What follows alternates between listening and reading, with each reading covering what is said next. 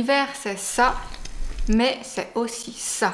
Et oui, le ciel d'hiver, c'est quand même le plus beau ciel. En tout cas, c'est ce que je vais essayer de vous montrer dans cette vidéo, en vous présentant les meilleurs astres à observer pendant cette période, en espérant que ça vous motive à sortir un petit peu. Le premier astre dont je veux vous parler, c'est la nébuleuse d'Orion, la fameuse M42, donc astre très classique, très connu des astronomes amateurs. Comme son nom l'indique, la nébuleuse se trouve dans la constellation d'Orion, et d'ailleurs dans cette constellation, absolument tout est magnifique. Que ce soit la constellation elle-même, cette forme de sablier très bien reconnaissable, que ce soit les étoiles d'Orion, comme Bételgeuse, Rigel, Bellatrix, Saiph, et aussi toutes les nébuleuses qu'elle contient, dont la plus connue, la nébuleuse d'Orion. Pour l'observer, il faut donc déjà trouver la constellation d'Orion qui se situe proche de l'horizon, à peu près vers le sud. La nébuleuse, quant à elle, se trouve au niveau du poignard d'Orion. En fait, c'est 3 étoiles alignées sous la ceinture d'Orion. Et donc voilà, la nébuleuse d'Orion, s'il y a un astre que vous voulez observer cet hiver, c'est bien celui-là. La nébuleuse, vous allez pouvoir l'observer au télescope, évidemment, ainsi que la photographier, ça donne des super résultats même quand on démarre. D'ailleurs, moi j'ai fait mes premiers tests d'astrophoto sur cette nébuleuse, mais vous allez aussi pouvoir l'observer avec des jumelles et même à l'œil nu si vous avez un bon ciel, ou alors directement dans votre chercheur.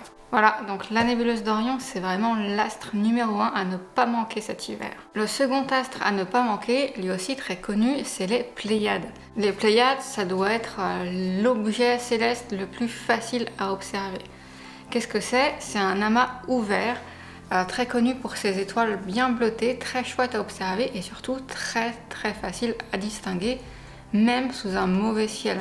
Donc même si vous avez des lampadaires vers chez vous ou vous situez en région parisienne, pas toujours, si vraiment votre ciel est pourri de chez pourri, vous ne les verrez probablement pas, mais sinon il y a de grandes chances que vous puissiez observer les Pléiades, peut-être même directement depuis chez vous. Les Pléiades, elles se trouvent pas très loin de Orion, donc aussi dans le sud. Elles sont assez hautes dans le ciel pendant cette période. Et vous pouvez aussi les trouver en faisant un alignement avec la ceinture d'Orion et l'étoile Aldébaran du Taureau. Donc oui, je ne l'ai pas dit, les Pléiades se trouvent dans la constellation du Taureau. Et d'ailleurs, autre astre bonus en même temps, il y a aussi les Hyades. C'est un autre amas ouvert qui se trouve aussi dans le Taureau. Mais bon, celui-là, il est un peu moins chouette, plus dispersé. Mais voilà, ça peut valoir le coup d'œil parce que c'est aussi facile à trouver. Troisième astre, en fait, c'est 2 astres en un, c'est le double amas de Persée. Comme son nom l'indique, on a deux amas globulaires qui se trouvent dans la constellation de Persée. Alors, en fait, c'est plus entre Cassiopée et Persée. Ces 2 amas, ils sont nommés aussi NGC 869 et NGC 884. Ils sont visibles à l'œil nu quand on sait où chercher et qu'on a un ciel pas trop mauvais. En utilisant la vision décalée, donc en regardant pas pile poil où ils se trouvent, mais un petit peu à côté, vous pouvez les distinguer. Moi, je sais que je les vois directement depuis chez moi, mais je suis en campagne. Ces 2 constellations qui se trouvent direction nord-ouest. Pendant qu'on est là, je vais vous donner quelques autres amas assez sympas, assez lumineux, donc avec une magnitude assez faible.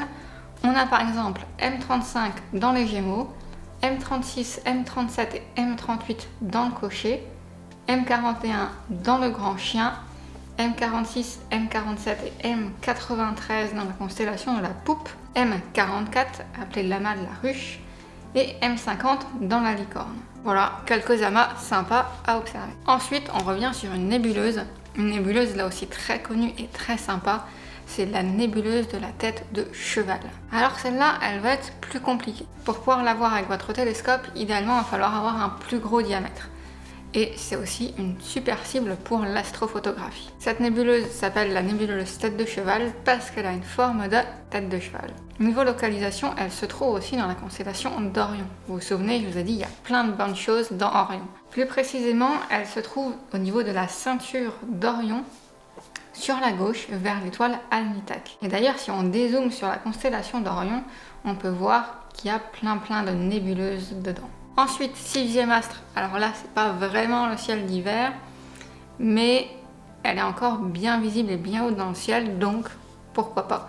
C'est la galaxie d'Andromède, la fameuse dont je parle souvent. Donc c'est une galaxie spirale, aussi appelée par son numéro de catalogue M31. et vous pouvez la contempler au télescope, aux jumelles et même à l'œil nu, encore une fois en utilisant la vision décalée et en ayant un ciel pas trop mauvais. En tout cas, c'est la galaxie la plus simple à voir. Et enfin, je voulais vous présenter une dernière, c'est pas un astre, c'est plus un assemblage d'astres. C'est pas des objets du ciel profond, mais c'est juste un alignement d'étoiles, on va dire. Ce dont je parle, c'est ce qu'on appelle le grand jet de l'hiver, et donc en fait, c'est plusieurs étoiles qui forment un jet dans le ciel. Et ces étoiles, nécessairement, c'est pas n'importe lesquelles. En fait, c'est les plus brillantes du ciel d'hiver. Et donc, pour former ce grand jet, on commence par l'étoile Aldébaran dans le Taureau. Ensuite, on va voir Capella dans le Cocher, puis Castor et Pollux dans les Gémeaux, ensuite Procyon dans le Petit Chien, puis Sirius dans le Grand Chien. Entre parenthèses, Sirius, c'est l'étoile la plus lumineuse de l'hémisphère nord, toutes saisons confondues. Donc rien que le fait de contempler Sirius, c'est déjà sympa. Et ensuite, on a Rigel, puis Bellatrix, puis Bételgeuse dans la constellation d'Orion. Et voilà, j'espère que ça vous aura donné envie de voir ces astres pour vous motiver à sortir. Là, pour le coup, il n'y a pas d'excuse parce qu'il y a plein d'astres, vous n'avez besoin d'aucun matériel pour les voir, comme donc la nébuleuse d'Orion, les Pléiades, les Hyades, la galaxie d'Andromède.